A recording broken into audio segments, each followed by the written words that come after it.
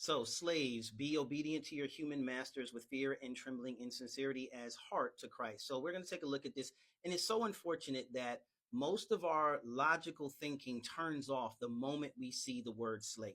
Many of us have never read the entire book of Ephesians or the entire epistle of Ephesians to truly try to understand exactly what this passage is talking about, or even read the entire chapter. So everything that we do has to deal with context. Okay. So let's look first at the book of Ephesians. The first 3 chapters of Ephesians are doctrinal.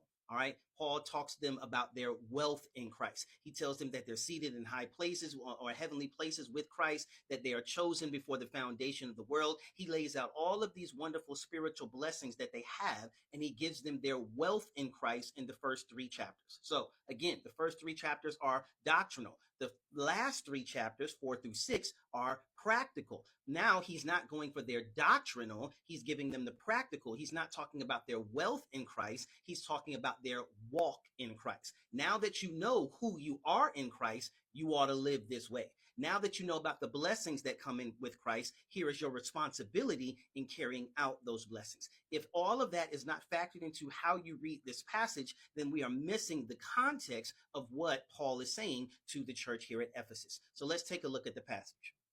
This is why you want to go get you a good Bible handbook that can help you look at this. This is Nelson's complete book of Bible charts, maps and charts. This is why y'all should take my class, because you'll get a bunch of these for free. But again, and you can see there, he talks about first 3 chapters, the position in Christ, or the practice, the belief, the behavior, all of these different things. It's a good breakdown to kind of look at what the book of Ephesians is all about. All right, so here I made myself small so y'all can kind of see.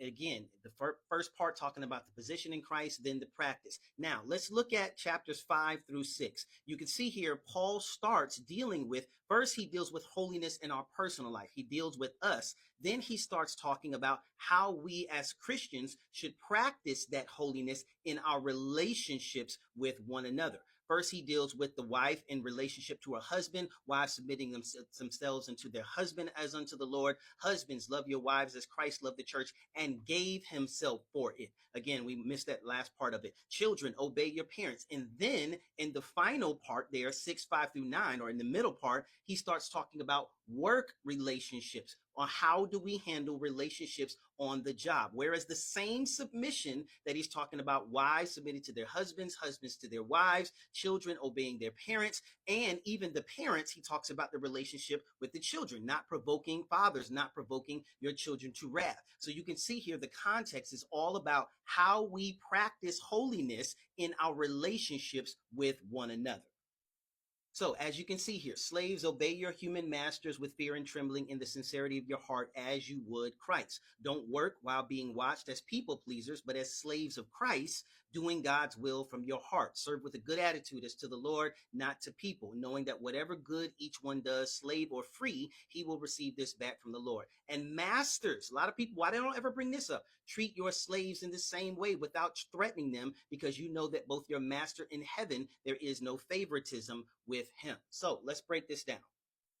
So it's unfortunate that when many of us hear the word slave, our only concept, our only worldview of that world is the transatlantic slave trade. And we make the mistake of believing that slavery in the New Testament under the Roman Empire was equivalent to slavery chattel slavery in the transatlantic slave trade, when the two of them were in nowhere near comparison. Chattel slavery or in the transatlantic slave trade was due to racism, due to hatred, due to, all of those things. In the New Testament, it was due primarily to poverty. Okay, people that could not take care of themselves submitted themselves as servants so that another person would bear the responsibility of taking care of them. So they submitted themselves. You could use the example of myself. When I signed a contract on the dotted line way back in 1996, I submitted myself to the Army. So now it is the Army's responsibility to take care of me. They give me a housing allowance. They give me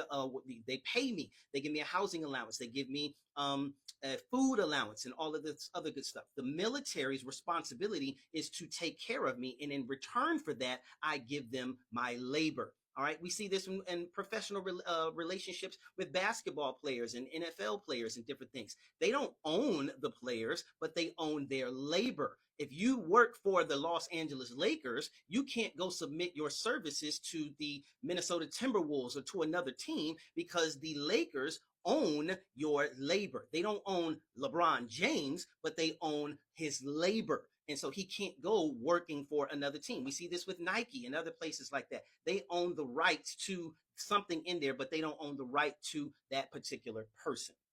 So let me give you a couple of biblical examples to demonstrate this. So look at Genesis 29 and 15. So Laban, who was Leah and Rachel's father, he says to Jacob, just because you're my relative, should you work for me for nothing? Tell me what your wages should be.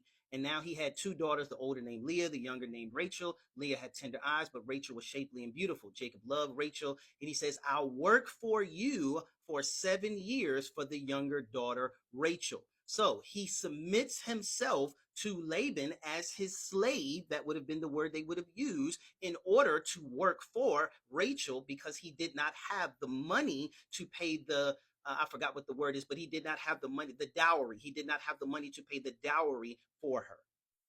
So here's another example with Joseph in Egypt. When the silver was from the land of Egypt and the land of Canaan was gone, all the Egyptians came to Joseph and said, what? Give us food so we die here in front of you. So Joseph says, give me livestock. Let me breathe through the story. When the livestock run out, they run, verse 18 says, when that year was over, they came the next year. We ain't got no more livestock.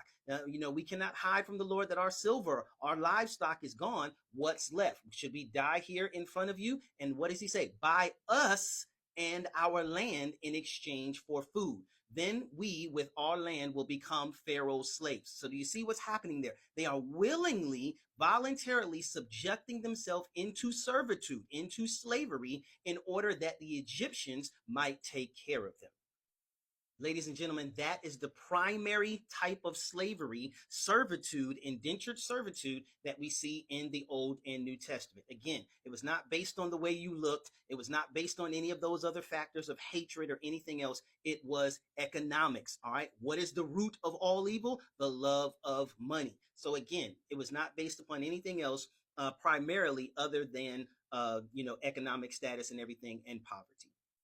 So, did evil white people take this verse out of context and use it to try to keep the slaves in chattel slavery and the transatlantic slave trade under control? Absolutely. They did the same thing with the story of Noah and Canaan, and saying that there was the curse of Ham, even though it was Canaan that was cursed. Evil people have been taking the Bible out of its context for years. That doesn't mean that the Bible is wrong. We don't blame the Bible. We blame the evil people that took it out of context. You don't blame a weapon when somebody uses the weapon. You blame the person that is using the weapon. So again, we have the responsibility of making sure that we do our due diligence and study these passages in context. And when we do, we will see that there is absolutely no way to understand this passage other than the fact that it is talking about a work relationship. All right. I love y'all. Be blessed. Hit me with any other questions you have.